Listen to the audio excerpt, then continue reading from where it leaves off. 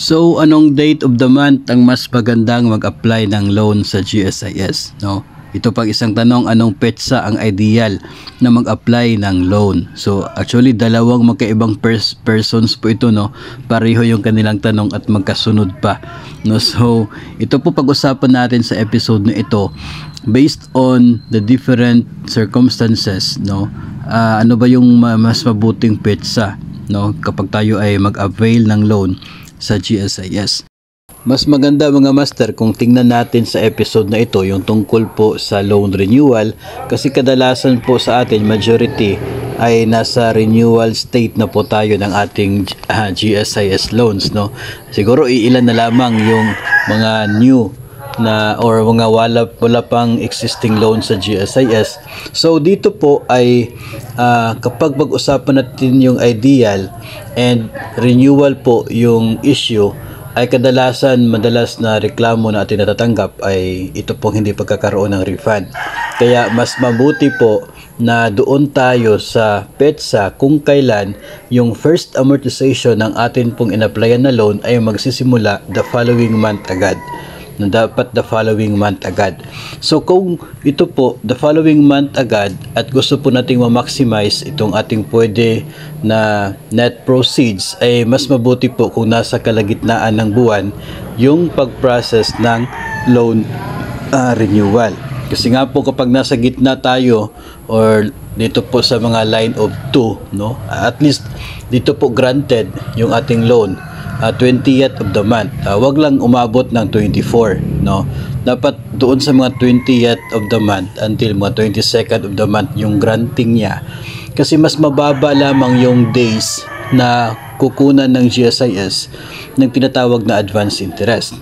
Okay, kung ang loan po ninyo is granted by 20th of the month, then yung advance interest na deduction sa inyong loan application ay from the 20th of the month until the end of the month. So kung 30, na nasa 11 days lamang po yun, no? So mas mababa po yung days, ay mas mababa yung advance interest na deduction. Kapag nasa 20th of the month din, ay mayroon din po tayong tendency na yung deduction natin sa previous month ay posted na ng GSIS as payment sa atin pong loan bago tayo nag-renew, no? So ibig sabihin nito ay for example September 20, so by that time we are expecting na yung deduction for the month of August already remitted by September 10 and already posted by GSIS by September 20, no? So kung posted na po siya, ibig sabihin ay mas maliit na yung ating outstanding balance na siya pong isa sa mga deduction sa ating loan application, no? So yun po yung advantage, kasi pag dito po tayo sa first week ng buwan, let's say first week of September, siguro September 7, let's say September 7, kapag September 7 ka, no, yung advance interest ay from September 7 to September 30. So mas mahaba po yun, edi mas mataas yung advance interest deduction. Tapos mayroon po tayong malaking chance na hindi pa posted yung payment for the month of August by that time.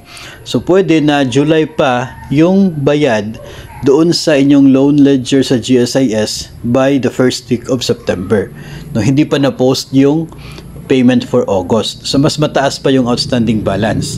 Kaya mas maganda kung dito tayo sa 20th of the month, kasi mataas yung chance na posted na yung payment sa previous month, tapos ilang days na lamang ay katapusan na ng buwan, so ilang days na lang yung maging advance interest. Tapos yung amortization ay magsisimula na kaagad the following month, no? So wala po tayong hindi po masakit sa atin damdamin na the following month ay mayroon kang deduction, pero yung first amortization mo ay supposedly 2 months after pa, no? Yun ang mangyayari kasi yun kapag 24th of the month yung granting ng loan, no? So if I am to be asked, no, opinion ko po, mas mabuti kung mag-renew ka sa GSIS, dito tayo sa may 20th of the month until 22nd or 23rd. Huwag mo lang talagang abutin ng 24th, or wag na rin doon sa 23 kasi baka hindi po ma-actionan ng inyong AAO. So at least pag dito tayo sa line sa 20 ay mayroon pang 2 to 3 days ang AAO na mag-grant, no, ma-approve ang inyong loan at mag-grant ng GSIS. Kapag nangyari yun, on the 23rd, yung granting ng loan, nandun ka sa peak ng maximum na pwede mong maging net proceeds ng inyong loan sa GSIS kapag loan renewal po.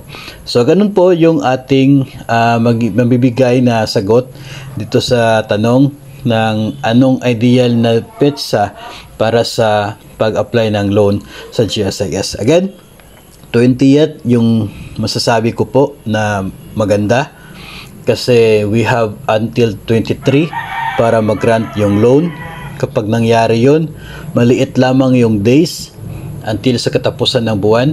So maliit lamang yung magiging advance interest deduction sa inyong loan. Tapos mataas pa yung chance na posted na yung payment the previous month. So mas mababa ngayon yung outstanding balance ng loan. So mas maliit yung maging deduction. So nasa peak tayo ng pwede nating magiging advance net proceeds kapag granted, no, or applied yung loan on the 20th of the month. Basta dapat granted siya until the 23rd of the month. No, mahirap kapag matagal umaksyon yung AAO tapos granted siya on the 24th, medyo nasa pinakamababa na net proceeds ang mangyayari kapag 24 yung petsa ng granting ng inyong loan, no? So yun po ang ating pwedeng maging sagot dito po sa tanong na ito, na kung ano yung ideal na petsa para sa pag-loan sa GSIS.